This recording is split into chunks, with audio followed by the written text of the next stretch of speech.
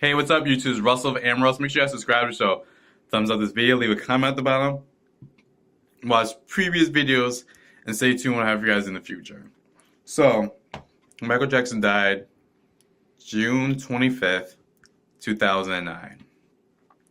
And there's this rumor, myth, someone might call it, that during 2001, after he performed his 40-year anniversary, whatever it was, performance in New York, he was there, and he heard about 9/11. He decided to leave and escape the U.S. and go to the U.K.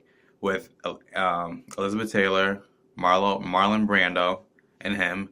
And so this has been a urban legend that's been said around in the industry. And so the BBC, a channel in the UK, decided that they wanted to make a little short episode about this, about, I guess, urban legends and urban myths that's been going on with celebrities, etc. And so they decided to do this story, and they decided to cast a white person to play Michael Jackson. Joseph, I forget his last name. His name is irrelevant because he decided to sign on and agree to this foolery and buffoonery where his nose was all plastered on. It looked like he was Dumbledore, or he looked like he belonged in a horror movie. He looked like a nightmare. And to me, when I look at that, all the people that they could have chose to play Michael Jackson had this white guy play him. So I'm not mad about the fact that they had a white person play him. Because you know what?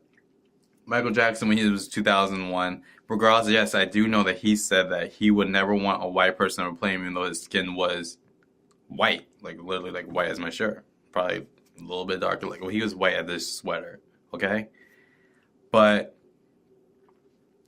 he has to realize that it's going to be very hard to find someone that looks like him that's African American. So I feel as though that it was very lazy of them, though, to cast that guy to play, cast Joseph, or Joe, whatever his name is, as Michael Jackson, when there are plenty of people who imitate Michael Jackson on a regular basis who could really capture who he is. And then the trailer comes out.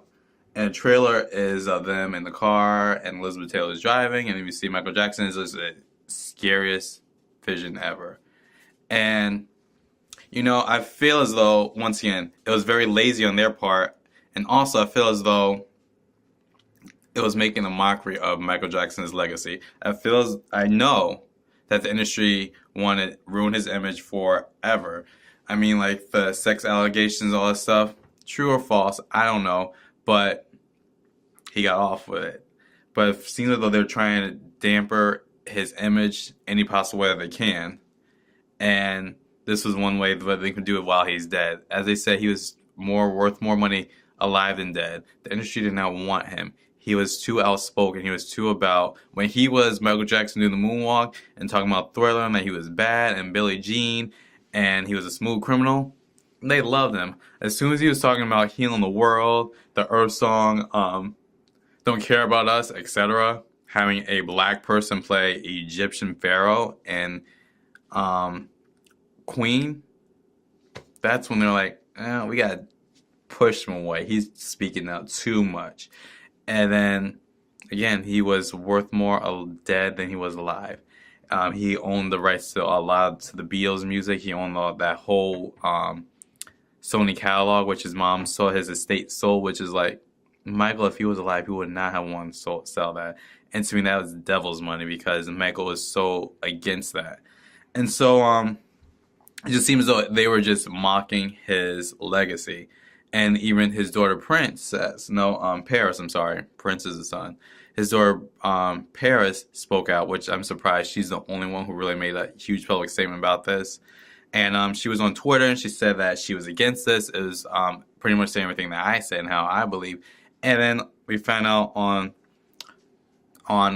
Friday the 13th, dun dun dun dun dun dun. We find out Friday the 13th that they decided to axe this episode of the show as Urban Legend. And yes, it's supposed to be a comedy. It's supposed to be a spoof. You can't sue anyone who's doing a spoof on you. That means everyone who gets spoofed on SNL, they could sue. Everyone who gets spoofed in a comedy sketch can get sued. But that's why they can't sue, because it's supposed to be a spoof. It's supposed to be a mockery. It's supposed to be that. It's supposed to be a comedy. But there's a difference between a comedy and mocking someone and actually just mocking them as a person, as an individual, and their whole entire legacy. They had everyone else look exactly like their character, the actor rather, look like the real life person, but this Michael Jackson person, it feels as though they were very lazy with it, with the casting. They could have found any one of his dance interpreters or his lookalikes and all that stuff that's on Hollywood Boulevard all the time and wants to take pictures with people. They could find anyone to play him, and the story could have been told. It could have been funny. It could have been shown in the U.S. It could have got YouTube views. It could have got them better ratings, etc. But they were just lazy, and they rather want to get the press of saying, "Oh, we're gonna have this guy play Michael," than actually finding someone who actually looked like Michael play him and not have to get that fake, ugly ass nose and look like a fucking nightmare. He would look like a monster. Michael Jackson wasn't that most handsome guy when he died, and even in 2001, he was kind of scary looking. But that image that they made were just terrifying and was not worth being viewed anytime more in the universe. But you guys, thanks for watching Russell of Amber Russell. Thanks for watching. I'm Russell of Amber Russell. Didn't know how to close this video. Tell me what you guys think. Did you guys watch the? Do you guys see the picture? Do you guys think Michael Jackson should be played by a white person if he has a biopic coming out? Do you think a black person play him, or do you think someone who's like who just looks like him should play him, or who you just think the best actor should play him? Do you think Flex Washington would be a better actor? And you guys know that the guy who originally played Michael Jackson in the American Dream movie from 1992, whatever it's called, he actually passed away, so he was out of the run to play an older Michael Jackson, but he played an 80s Michael Jackson, not a new age Michael Jackson. He really did look like Michael Jackson, like a character who could be Michael Jackson, but not really look like Michael Jackson. He was good for the role, though. Thanks for watching, guys. Thumbs up the video. Leave a comment at the bottom. Peace.